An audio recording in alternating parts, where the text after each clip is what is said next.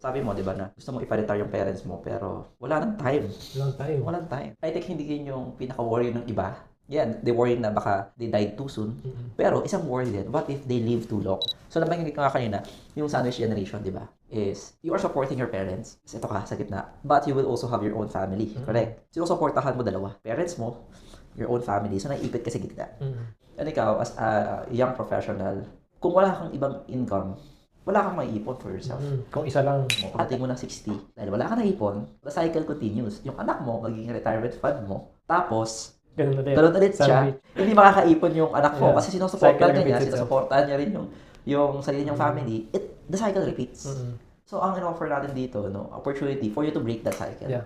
To break the cycle of poverty. The chains of poverty. Kasi chains yan eh. Yung makakakilos, makakaipon sa sarili mo. Doon ka sa sandwich na yun. And sa panahon nga ngayon, di ba, hindi na pwede yung isa lang income mo. Kasi yung first income mo, it will pay for your bills. But your second income will build your dreams. Yes.